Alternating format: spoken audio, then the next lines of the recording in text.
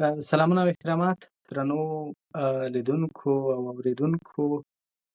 نن ورځ له موږ سره ښاغلی احمد ولي فیضي میلمه ده. داسې یو څوک چې د هېواد یو ډېرې بنیادي ستونزې ته یې عملي حل لاره پیدا کړې ده او په یوه نوې ایډیا باندې کار کړی دی. ښاغلی فیضي چې د ښوونې او روزنې په برخه کې لوړې زده کړې لري، ځانګړی په د امریکا متحده ایالاتو کې ژوند کوي او په ای آی سمبال یا په مصنوعي ځیرکتیا سمبال یو ښوونځی جوړ کړی دی، داسې چې مصنوعي ځیرکتیا د ښوونځي په دننه کې ده او یو شاګرد یا زده کوونکی که هماغلته ورځي نو نور تمامه معنا باندې ښوونځی لکه مثلا هلته استادان موجود وي د ده سره مرسته کوي او هغه د ښوونې او روزنې کومې موخې دي هغو ته یې رسوي. د ښاغلي فیضي څخه به یې واورو. اول به د ده معرفي او د دې ښوونځي په اړوند باندې د ده فکر باندې ووایو، بیا به وروسته په عملي شکل باندې د ښوونځي ډیمو شکل په ویډیوي بڼه باندې وګورو ښوونځی څنګه کار کوي. نو راځو ښاغلی فیضي صاحب که اول ځان لیدونکو ته ور معرفي کوي او بیا وروسته د فکر باندې وغږېږو. ډېره مننه جهاني صاحب.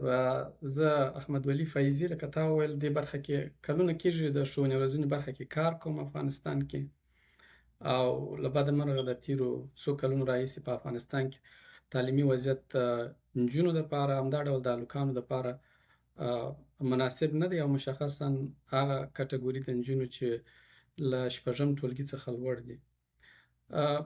تر ډېره هڅه دا ده چې بېلابېل ګروپونه، ډلې، افراد، تاسو به خپله هم دا هڅه کوئ چې دوستانو خپلوانو ته مرسته وکړئ تر څو هغوی په دغسې شرایطو کې هم زده کړه وکړي او هغه لاسرسی تر یو حده پورې تامین کړی سي.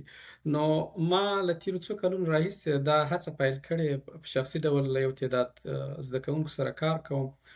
ولې ساده نه ده، اسانه نه ده چې بدون له یو منظم ساختار له موجودیت څخه ته وکولی سې شاګردانو ته داسې زده کړیز چاپېریال برابر کړي چې هغوی دې زده کړه وکړي. نو ما هڅه وکړه داسې یو ښوونځی جوړ کړم چې هغه زما له موجودیت څخه بغیر شاګردان هلته لاړ سي، زده کړه وکړي، که څه هم چې 100% زده کړه ناممکنه ده، ولې حد اقل زده کړه وکړي او هغه د زده کړې بهیر جاري وساتي. مننه. یعنې ستاسو تمرکز په یو جوړښت باندې، په یو ساختار باندې اوسي، اغېز یې پراخ وي او مثلا د دې توانایي ولري چې 10 زده کوونکي نه، 100 زده کوونکي نه، زرګونه او حتی میلیونونه زده کوونکي له هغه څخه استفاده وکړي.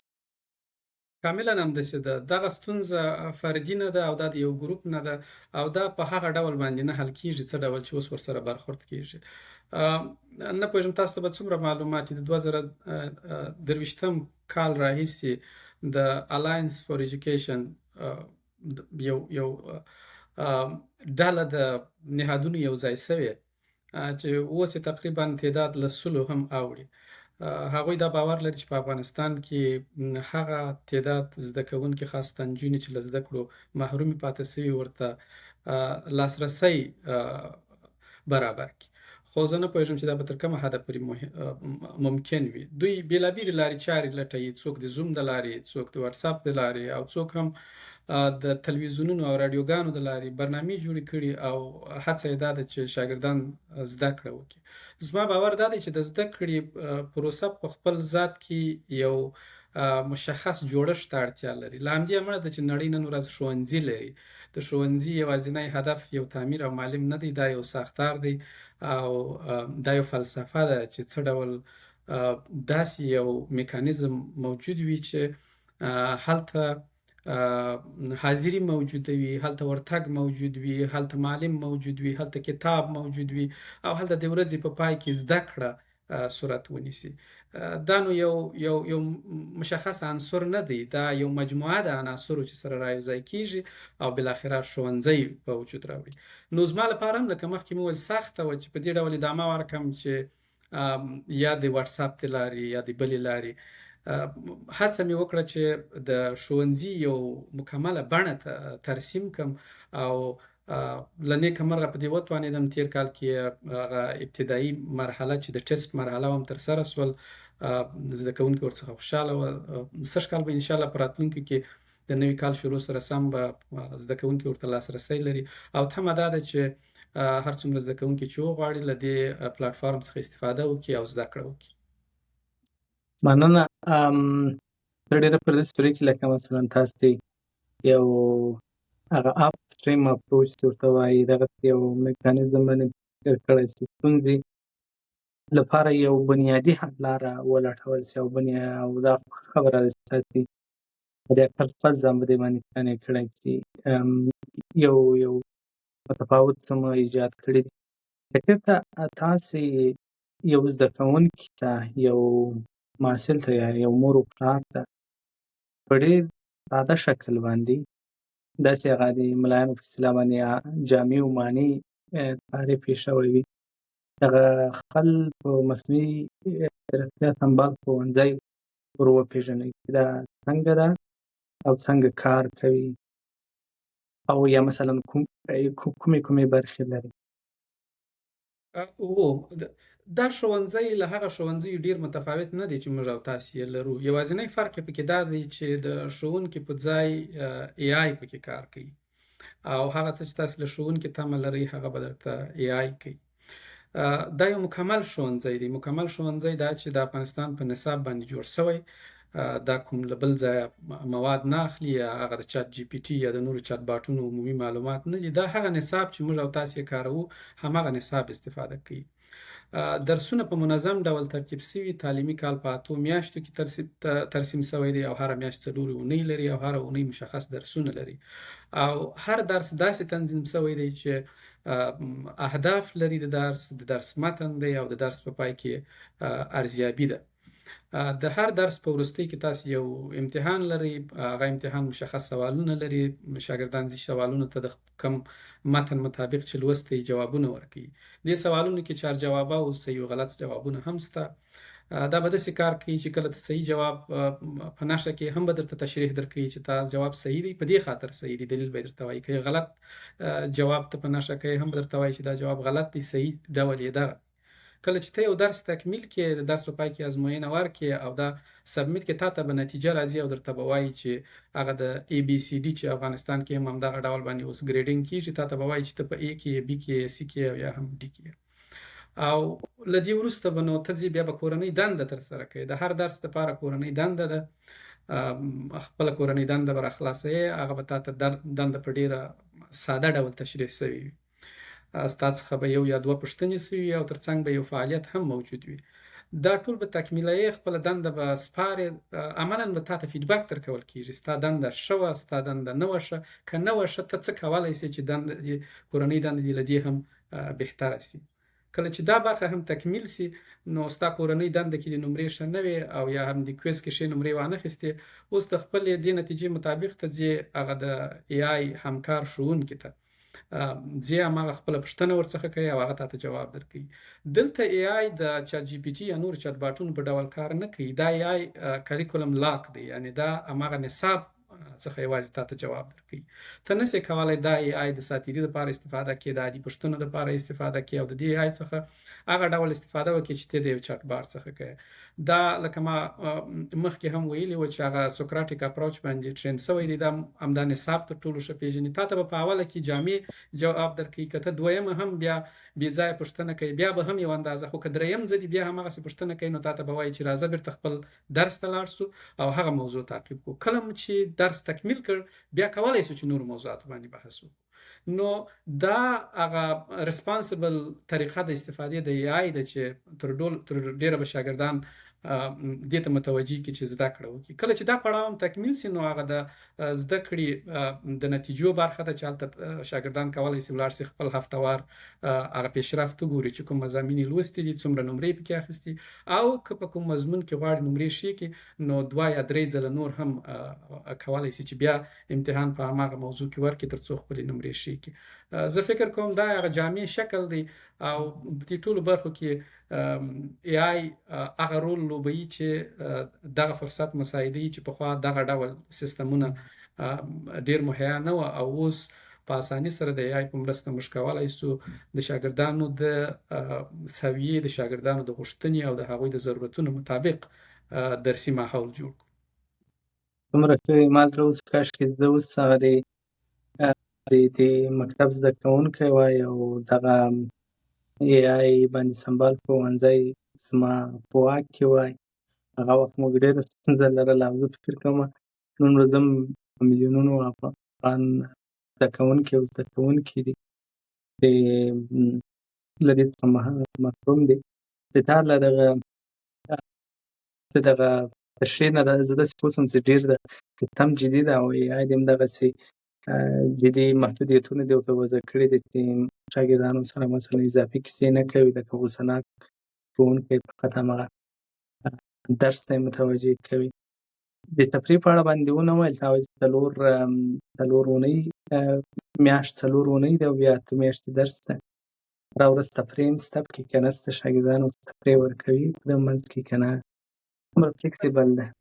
لکه مخکې مو په دې بحث کړی و د ای آی یو ښه والی دا دی چې صلاحیت یې تر ډېره ستا سره دی نو اړتیا نه لري چې ورڅخه اجازه واخلې. ولې یو قید لري که چیرې ته په یو درس باندې 15 دقیقې وخت مصرف نه کړې نو هلته به د جوایزو یا هغه د پرمختګ برخه کې بیا تا د ممتازو شاګردانو په ډله کې نه راولي.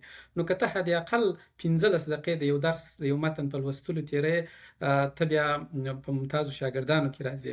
ولې ته وخت لرې کله چې د درس خلاص کړې هر وخت یعنې د ای آی یو ښه والی دا دی د دې ښوونځي ښه والی به دا وي چې تاسو که په ژمي کې د بخارۍ څنګ ته ناست یاست او یا هم په دوبي کې د پکې لاندې یو څنډه کې ناست یاست تاسو فقط چې انټرنیټ ته لاسرسی ولرئ او ډیوایس خلاص کړئ هغه که کمپیوټر وي یا موبایل وي تاسو لازم خپل درس شروع کوئ.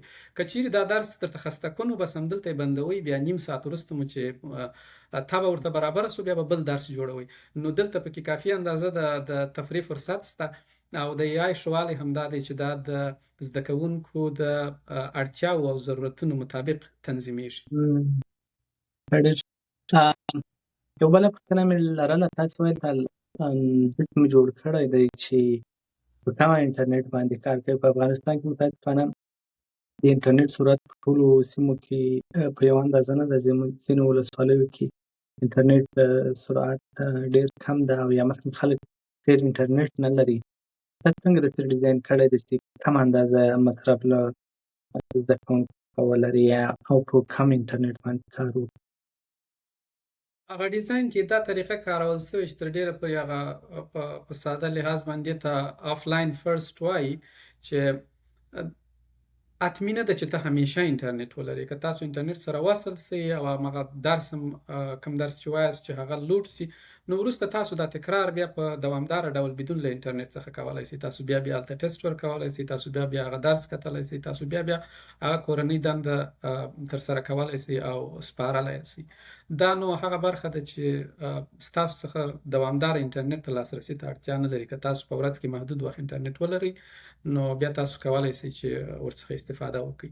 دا به یې ښېګڼه وي او د دې هغه مثبته نقطه یې هم همدا ده چې داسې ډیزاین سوی دی که چیرې انټرنیټ کنکټیویټي ښه نه وي یعنې انټرنیټ قطع کېږي دا په دې معنا نه ده چې ستاسو درس به قطع کېږي. تاسو به د انټرنیټ له وصلېدو سره بعد وروسته بیا نوې موضوع باندې چې کار کوئ یوازې هغه وخت ورته اړتیا لرئ. په هماغه درس کې به ستاسو درس نه قطع کېږي، تاسو خپل درس ته دوام ورکولی سئ. زه فکر کوم که چیرې شاګردان ورڅخه استفاده وکړي یو له مهمو یا له هغه مفیدو پلټفارمونو څخه به وي. د ټیسټ په مرحله کې چې تېر کال موږ شاګردانو سره کار کړی و همدا ټولې ستونزې وې نو ځکه موږ حل کړې او هغه ورژن چې د دې پلټفارم و هغه مو کاملا بدل کړئ تر څو ټولې هغه ستونزو ته رسیدګي وسي چې شاګردانو په امتحاني مرحله کې لیدلې وي. مننه. زما په نظر باندې ښه ده چې هماغه عملي شکل یې وګورو او په عین حال کې په اړوند باندې زه پوښتنې هم درڅخه وکړم.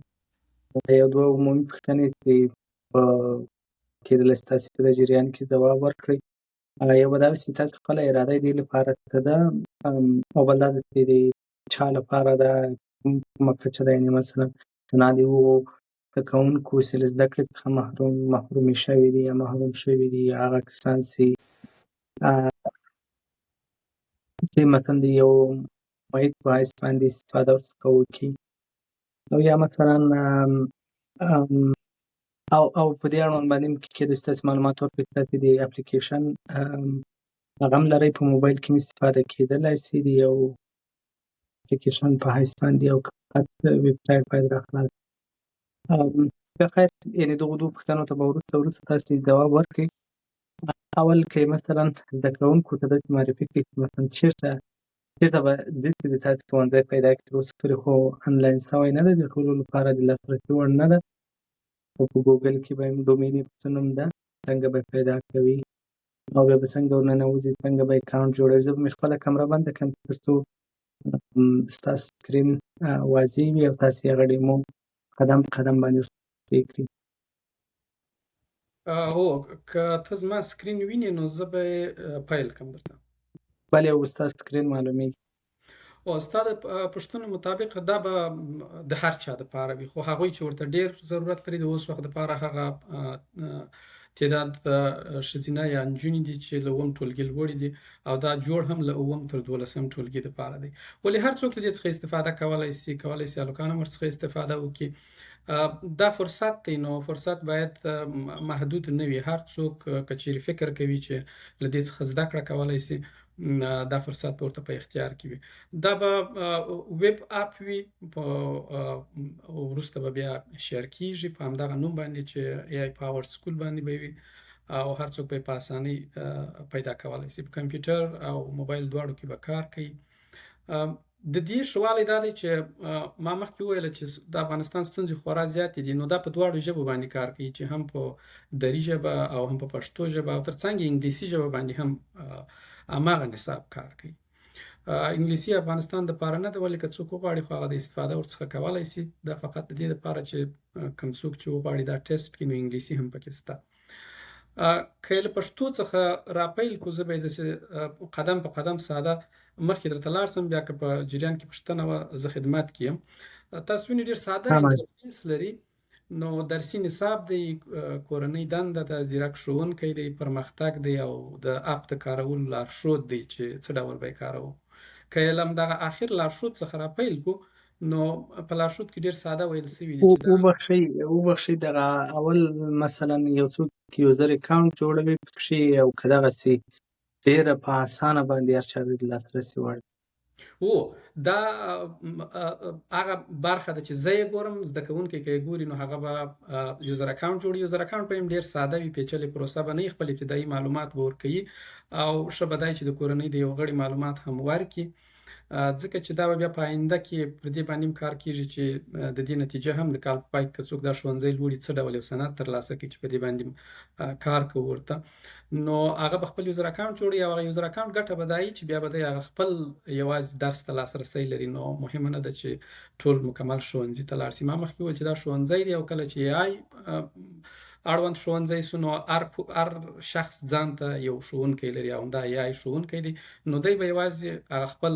اکاونټ ته لاسرسی لري او اکاونټ په ډېر ساده طریقه یي چې لاګین به کوي او خپل ابتدایي معلومات به ورکوي. موږ د دوی څخه به ډېر معلومات نه اخلو هماغه ابتدایي معلومات دي ټولګۍ ده او بیا به دغه معلومات زموږ سره مرسته کوي تر څو موږ وڅارو دوی چې څوک څونه زده کړه کوي کومه برخه کې ستونزې لري. د AI ګټه به دا وي چې وروسته کې بیا موږ دوی سره کومک وکړو ورته ساده یې کړو که مشکل وي ورته په رسیدګي ورته وکړای شو.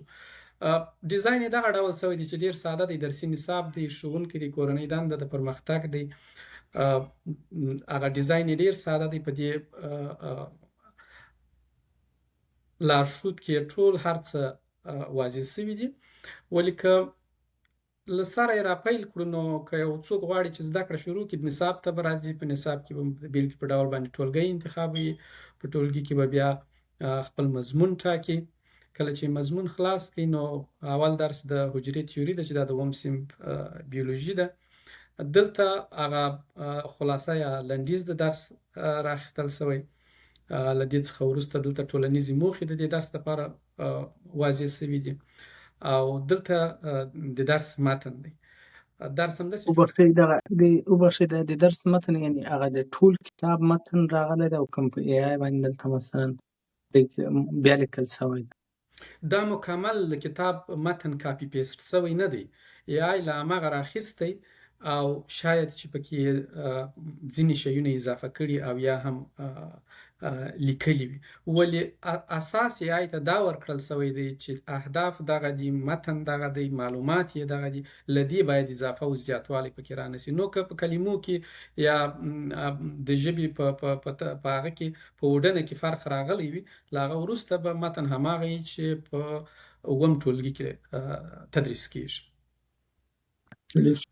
همداسې که رازونو دا تشریح کېږي او دې برخه کې عمومي مثالونه دا موږ پکې اضافه کړي چې د رښتینې نړۍ کې به دغه موضوع څه ډول عملي کوو. د اوسني وخت یو مسله دا ده چې نصابونه باید تر ډېره پر تیوري نه وي ولاړ، عملي بڼې یې وي، نو دا به دوی سره کومک کوي. ما مخکې ویلي وو د درس وروستي برخې ته چې راسو نو دلته ازموینه ده. په ازموینه باندې به شاګرد کلیک کوي، نو پوښتنې به ورته راځي چې د حجرې نظریې اصلي هغه مهم ټکي څه دي.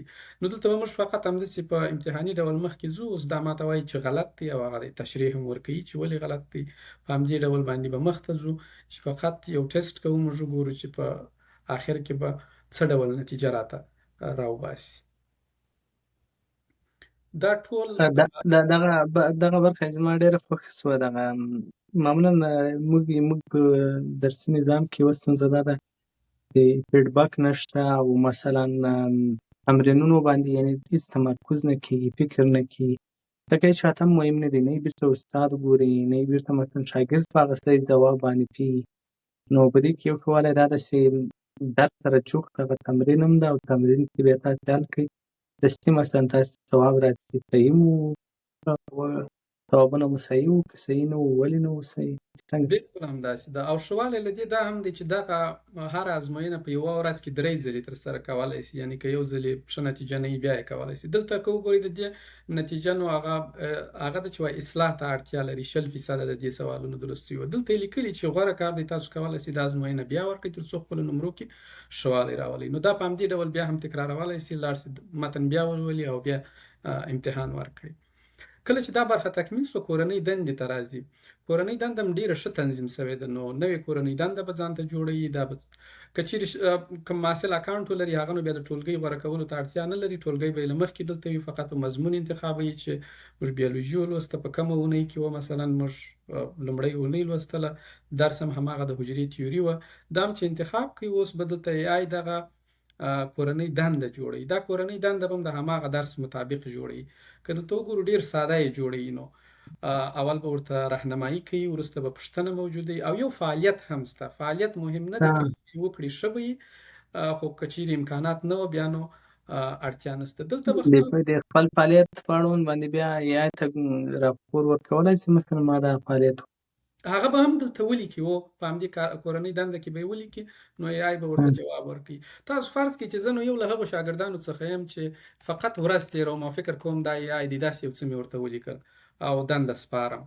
دنده مې چې وسپارل، نو AI به دا دنده ګوري او ماته به فیډبک راکوي. دلته د ښوونکي نظر او لارښوونه ده. وګورئ چې ډي هغه د کټګوري کې راغلی 10% هغه د کار سوی او اصلاح اړتیا لري. دلته یې لیکلي چې نن ورځ 2 ځلې نور هم دا هڅه کولی سو. تر ټولو مهمه برخه یې دا ده، وایي ښه هڅه دې کړې، خو زه ګورم چې ځوابونه لا تر اوسه بشپړ سوي نه دي. ته بیا هم کولی سې هر څه اصلاح ته اړتیا یې دا ده چې وایي ځوابونه دې نه دي ورکړي. ګټورې لارښوونې دا ورته کړي دي چې د درس په اړه بیا کتنه وکړه، د پوښتنو ځوابونو ته پاملرنه وکړه، د ښوونو څخه د نورو لارښوونو لپاره باید هغه ترلاسه کړي چې دا هغه ځیرک ښوونکی یا په اصطلاح باندې AI دی. نو دلته به شاګرد راځي چې زما خو امتحان کې هم 20% وي او کورنۍ دنده کې خو بیخي 10% سوم، اوس یې باید زده کړم. دلته به راځي، ما تاسو ته ویلي وو چې دا لاک دی. ګوره اوس دلته AI کار نه کوي، دا چاټ باټ کار نه کوي. دلته وایي مهرباني وکړئ په کې نقش کې مرحلې تعقیب کړئ تر څو فعال سي درته. نو بیا هم راځي دلته به د زده کوونکي په هغه کې په اکاونټ کې به ټولګۍ وي، فقط به هغه مضمون انتخابوي. بیولوژي کې به اوس مې درس وایه، کومه میاشت وه، اوله میاشت مې درس وایه، کومه اونۍ وه، لومړۍ اونۍ خو ما تازه درس شروع کړی دی، دا درس هم کوم یو دی، اوس دا دی، دا فعال دی. نو دلته به اوس دی کولی سي چې په اصطلاح باندې هغه خپل پوښتنه وکړي، وایي چې زه نن ورځ غواړم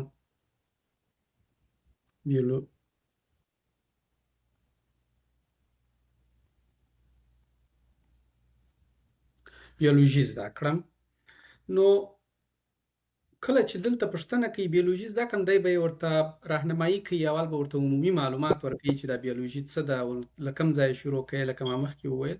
وروسته به نو بیا آهسته آهسته په دویم و دریم ډول کې بار کې ورته دا ډېره ساده کوي. اوس آیا غواړي چې یوه بله ورته پوښتنه حل کړي، نو آهسته آهسته دا هغه وخت ته رسیږي چې اوس هغه سوکراتیک اپروچ شروع کوي. دی به بیا زده کوونکی په دې درس کې راښکېل کوي او آهسته آهسته به د زده کوونکي سوالونو ته جواب ورکوي.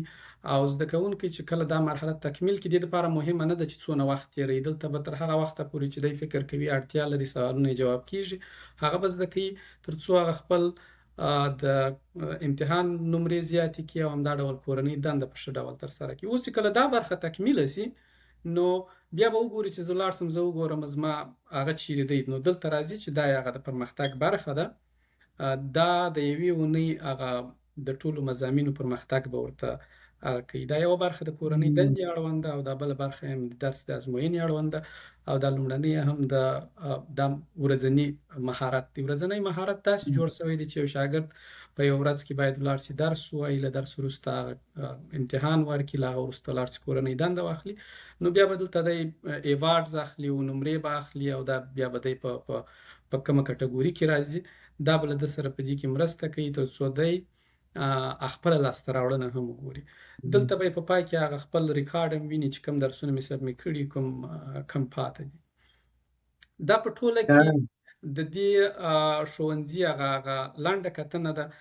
په عین ډول په دري ژبه کې کار کوي. وبښئ، دغه د ازموینو په اړوند دې لږ که نور معلومات هم راکړي. اوس مثلا ازموینې فقط همدغه د هر درس مطابق پوښتنې دي، د همغو په ځواب باندې نمرې ورکول کېږي، که بیا مثلا دغسې لکه هغسې ما لیدلي دي په کورسیرا کې د مډیول ټیسټ وي، بیا وروسته مثلا عمومي ټیسټ وي، بیا د هغو نمرې هم دغسې جمع کېږي، کویزونو نمرې هم جمع کېږي. دغه رقم تاسو طرحه څنګه ده؟ دا برخه یوازې د زده کوونکو ورځنۍ ازموینې دي او هدف هم دا دی چې هغه د دوی د کار بهبود خپله وویني او یو نوع هغه تشویقي بڼه پیدا کړي. تر ډېره دوی هڅه وکړي چې خپل هغه کار ښه کړی سي. مثلا که دلته یې ویني چې ډي ده، نو بیا ځي او بیا ټرای کوي، نو هغه حداقل له بي څخه سي ته او یا له ډي څخه سي ته، بي ته همداسې اې ته راځي. دا د دې دپاره ده. هغه برخه چې تا وویله چې په عمومي ارزونه ترسره کېږي، هغه به د هرې میاشتې په آخر کې دوی ته ارزونه لیږل کېږي. د هماغه میاشتې مشخص درسونه به وي، د هغو دپاره به سوالونه وي، د هغو دپاره به متنونه وي چې دوی به مثلا یوازې به په سوالونو باندې اتکا نه کېږي، ځکه چې بیا تر ډېره به دوی پکې کوښښ کوي چې هماغه د AI د طریقې څخه جواب پیدا کړي. ولې هغه به داسې وي چې دوی فکر کولو ته وهڅوي. دوی ته یو متن ورکول کېږي، دا متن ولولئ او بیا دا درې پوښتنو ته جواب پیدا کړي. همداسې بېلابېلې بیا خو به دغسې نه وي مثلا چې د افغانستان د اوسني تعلیمي هغه نه، یعنې د معرف کوم سیستم د کول هم ده نه، د رکنس میتود باندې فکر شوی په تېرو څو دریو 12 لسیزو کې، له هغه څخه به مثلا انحراف خو به نه وي او یا دغسې خو نه شي بیخي یو متفاوت میتود وي. یعنې که چېرې مثلا د فکري فعالیت او بل شی ورکول کېږي، اکټیویټي ورکول کېږي او مثلا دغسې ټرډیشنل هغه نه وي، ازموینې نه وي، یعنې بیا به څنګه وي؟ ما درته وویل چې دوه برخې لري. یو خو به یې دا برخه وي چې لکه زموږ او ستاسې ازموینو غوندې د 8 میاشتې نصاب په همدې ترتیب شوی چې هغه یوه میاشت وخت یې ازموینو ته بیل شوی دی چې هغه د کال په منځ کې او د کال په آخر کې ازموینې دي. ولې دغه میاشتوار به د دې دپاره کومک کوي چې دغه شاګردان چې په بېلابېلو کټګوریو کې د A څخه تر D پورې دي دا څنګه د هرې اونۍ په آخر کې د هر درس په آخر کې همداسې د هرې میاشتې په آخر کې هغه خپلې لاسته راوړنې لا هم بهبود ورکړي. ولې په ټوله کې به هغسې امتحان هم ولري چې عمومي ارزونه وسي او د کال په پای کې د دوی هغه درجه حد اقل وټاکل سي. تر ټولو که څه هم موږ په دې باور نه یو چې درجه باید وټاکو، دلته مهمه دا ده چې یو څوک څونه وخت په دې زده کړه کې تېروي، څو ځلې هڅه کوي، دا تر ټولو مهمه خبره ده، او څونه درسونه تعقیبولی سي، تر کومه حده پورې رسولی سي. که تاسو مثلا یو مسلې ته دقت کړی هغه دا ده چې تر ډیره پورې ستونزه داسې وي چې په هیڅ وخت کې په مکتبونو کې تعلیمي نصاب نه بشپړېږي، اکثرا نیمایي ته رسېږي او کال پوره سي. ډېر هغه په اصطلاح خوشبخت به هغه وي چې هغه 80-80% ته یې ورسوي. نو دلته به هم تمرکز په دې چې شاګردان ډېر درسونه ولولي. مهمه نه ده چې ټولو کې ډېره A مننه. واخلي، ډېر درسونه ولولي، حد اقل ابتدایي مفاهیمو سره ځان اشنا کړي. مننه، ډېر فوق‌العاده و او زما لپاره هم جالب و. حتما به د زده کوونکو لپاره، د استادانو لپاره او د ټولو هغو لپاره چې د ښوونې او روزنې په ډګر کې لګیا دي هم مهم وي، هم جالب وي او هم کېدای شي ځینو سره پوښتنه دا وي چې څنګه ورڅخه استفاده کولی شي، څه وخت ورڅخه استفاده وکړي. بیا مثلا تاسو خپل پلان څنګه ده؟ په افغانستان کې چې کوم ښوونیز هغه د بنسټونه دي، خصوصا خصوصي ښوونځي او خصوصي ښوونیز مرکزونه، هغه څنګه استفاده ځینې کولی شي؟ تاسې اراده څنګه ده؟ څه وخت یې خلکو ته په واک کې ورکوئ؟ که په دې اړه راته ووایي، نور به دا خپرونه او په وروستیو کې کومې سپارښتنې لرئ؟ کوم څه د دې په اړه باندې په برنامه کې نه وي ویل شوي، نو له تاسو څخه یې اورو د وروستۍ خبرې. لکه مخکې مې چې وویل دا د ټولو دپاره دی، مهمه نه ده چې څوک یې کاروي، هر څوک چې زده کړه کوي هغه دې کار کړي. نو دا داسې یو څه نه دی چې د مشخص چا لپاره جوړ سوی. دا سمه ده چې دا د جمنای AI څخه استفاده کوي، API کاروي، یعنی دا چې دا مصرف لري. نو د مصرف لپاره به په دې باندې هڅه کېږي چې یو حل لاره ورته پیدا کړو. همدا موږ او تاسې به په ټولو باندې هڅه کوو، کومک کوو. د دې مصرف دونه زیات مصرف نه کوي، ښه والی همدا دی چې دا ډېر لوی مصرف نه لري. هغه د ولې هغه محدود مصرف به موږ او تاسې ورکوو، په ګډه به یې ورکوو، ولې اکسس به هر چاته ورکوو چې هر څوک ورڅخه استفاده وکړي. ما مخکې په اول کې ویل چې AI یو ښه فرصت دی، دا د خصوصي ښوونځیو دپاره تر هر چا ښه فرصت دی او هغوی کولی شي دا د یوه کومکي توکي په حیث باندې وکاروي. زده کوونکو ته ووایي چې تاسو به دا درسونه تکمیلوئ، د ورځې په جریان کې بیا ښوونځي کې ورباندې دوباره تکرار کېږي. دا به ښوونکي سره هم کومک کوي، زده کوونکي سره مرسته کوي. هغه څوک چې په اصلا تعلیم ته لاسرسی نه لري، د هغو دپاره خو به اولیه حل لاره وي، هغوی به دایم دې سره کار کوي. دا د دې ښه والی دا دی چې دا په AI باندې جوړ سوی پلاټفارم دی او هره لحظه چې زه وغواړم زه دې کې تغییر راوستلی سم. نو زما هڅه به دا وي چې زه به د زده کوونکو د فیډبک مطابق په دې کې وخت په وخت، میاشت په میاشت تغییر راولم. زده کوونکي څه ډول متن غواړي؟ آیا متن کم غواړي؟ زده کوونکي څه ډول ټسټونو سره علاقه لري؟ آیا ډېر تجربې وکړي، د ټسټ سره سوالونه ډېر حل کړي، ذهني سوالونه یې خوښېږي، چارجوابه یې خوښېږي؟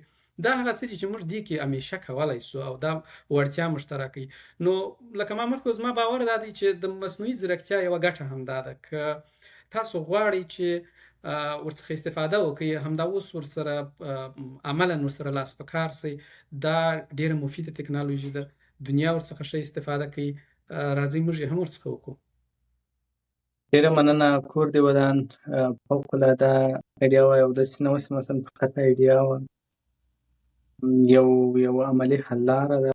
داسې دی مثلا هغه د ښوونې او روزنې هغه کومه تیوري چې ده او کوم چې واقعیت ده د افغانستان، او کوم چې مثلا د موږ ستونزې دي او کوم چې امکانات دي، دا د ټول سره را یو ځای کړي او په ډېر شکل باندې مدغم کړي او د یو ډېر ضروري محصول په حیث باندې دی ملت ته وړاندې کړي دي. زموږ هیله به دا وي چې هر څومره ژر وي دا ووینو چې افغان زده کوونکي د دې څخه زده کوونکي او زده کوونکي البته ښځینه زده کوونکي او نارینه زده کوونکي ټول د دغه څخه مستفید شي، تر څو هغه نیمګړتیاوې، هغه ستونزې، هغه جبر چې دی ورسره مخ ده، دا د تاسو مصنوعي ځیرکتیا سمبال ښوونځی د دوی لپاره د فلاح او د مرستې یوه ښه لار واوسي.